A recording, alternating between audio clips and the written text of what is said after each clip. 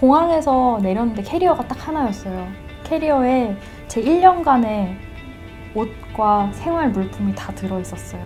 당시에 살던 게스트하우스는 작은 방에 2층 침대가 딱 들어가 있고 2층 침대에서 1층이 제 자리래요. 그럼 저의 도쿄 안에서의 저만의 공간은 침대 1층 그 한 1평, 2평 안 되는 공간뿐인 거죠. 그때부터 나는 생활을 시작하고 돈을 벌어야 되고 언어도 공부해야 되면서 이제 무언가를 이루어야 된다라는 압박이 있었던 그런 눈앞이 깜깜한 상황이 저의 일본 생활의 시작이었던 것 같습니다.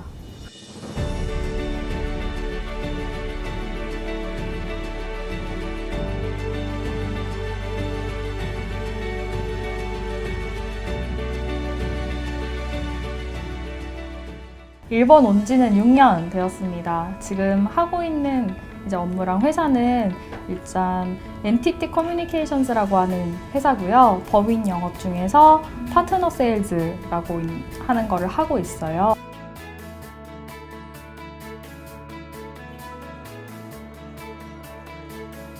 원래는 한국에서 취업이 하고 싶었어요. 그래서 취업 박람회 많이 다녀봤었는데 이제 한국 기업은 스펙을 많이 보고 있었어요. 제가 실은 사범대학교를 졸업을 했는데 사범대학을 졸업한 경우에는 이제 일반 기업 취직이 굉장히 어려웠다는 걸 알았고 이제 상대적으로 스펙을 보지 않는 회사를 찾았고 그때 이제 해외 기업이 좋다는 걸 알게 되었습니다.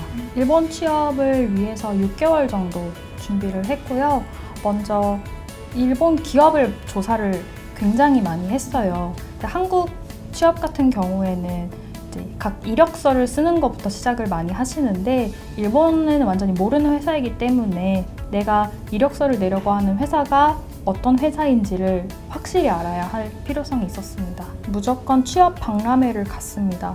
그 취업 박람회는 면접을 하는 곳도 있고요. 단순히 정보를 이제 제공하는 두 가지 패턴이 있어요. 근데 가리지 마시고 둘 다 가셨으면 좋겠습니다. 둘 다 가셔서 나는 이런 사람인데 일본 기업에 이제 희망이 있다. 하지만 그 기업에 대해서 잘은 모르는데 반대로 알려주세요 라고 물어보시면 많이 알려주세요. 자기 분석이라고 하는 걸 반드시 하게 되었는데요.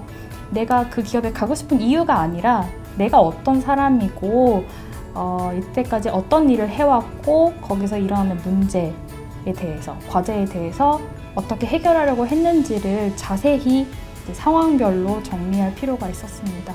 그거를 굉장히 중점적으로 준비를 했습니다.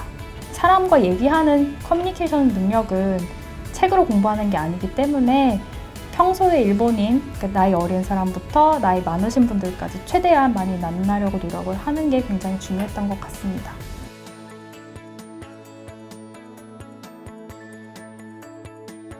실은 제가 한국에서 막연하게 해외에서 일할 땐 어떤지에 대해서 상상을 했었을 때는 회사에서 일하는 제 모습이 아니었어요.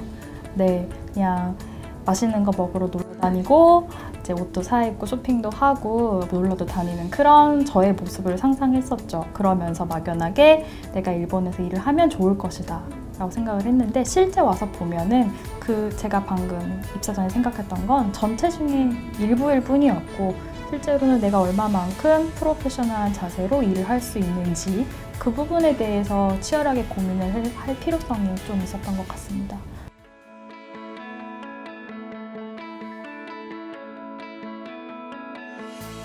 저희 회사 같은 경우에는 연간 20일의 유급 휴가가 주어지고요. 그거랑 별도로 여름 휴가 5일, 그리고 겨울에 연말연시 휴가가 3, 4일 정도 나오고 있습니다. 그런 포인트제가 있어서 카페테리아 포인트 50포인트를 연간 받으면 그 안에서 본인이 자유롭게 물건을 산다든지 아니면 건강검진, 주택, 여기 월세가 굉장히 비싸기 때문에 주택 보조금 혹은 헬스클럽이라던가 디즈니랜드 할인도 가능합니다.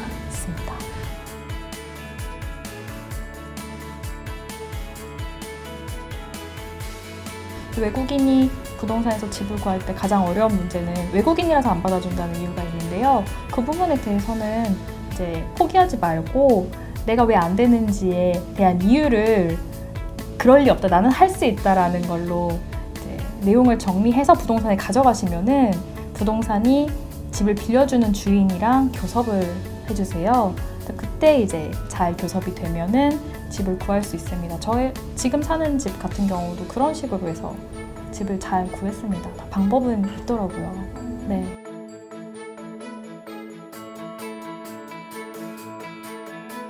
첫 번째는 일본에 왜 가서 일을 하고 싶은지를 본인이 명확하게 하셔야 돼요.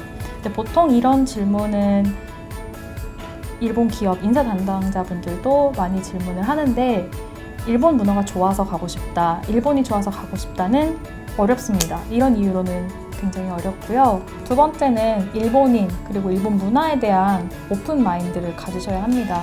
이건 굉장히 중요한 문제고요. 현지에서 적응하기 위해서는 특히 일본 회사는 결국 내가 일하는 곳이 아니라 일본인들과 같이 협동을 하는 곳이라고 생각해 주셔야 돼요. 그러면 그분들과 협동하기 위해서 무엇이 필요한지 알아야 하는데 보통 한국인들 같은 경우는 나는 한국인이니까 내 스타일로 일을 할 거야 라고 많이 생각을 하십니다. 그 부분을 이제 오픈마인드로 조율할 수 있는 자세가 있으셨으면 좋겠어요. 네, 세 번째는 내가 원하지 않는 기업이라도 많이 지원을 하셨으면 좋겠습니다. 물론 다 성공은 할 수 없어요. 실패는 당연히 있는 것이고 그거는 한국 취업도 해외 취업도 동일한 것이라고 생각을 합니다.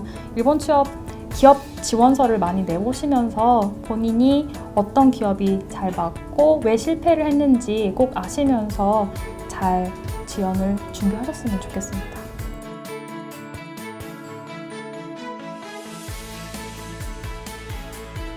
彼女は非常に優秀だと思います。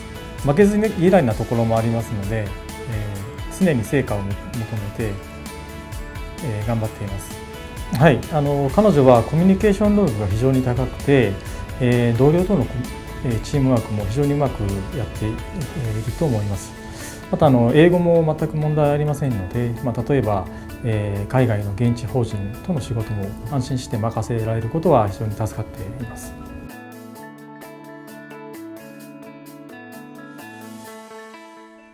저는 산업인력공단을 통해서 해외 취업에 성공한 케이스입니다. 네, 그래서 K무브 멘토링이란 성공 노하우를 다른 후배님들한테 전달하는 소중한 공간이에요. 저도 취업을 준비하면서 수많은 다른 분들의 도움을 받았으니까 저도 다른 분들에게 도움이 되고 싶습니다.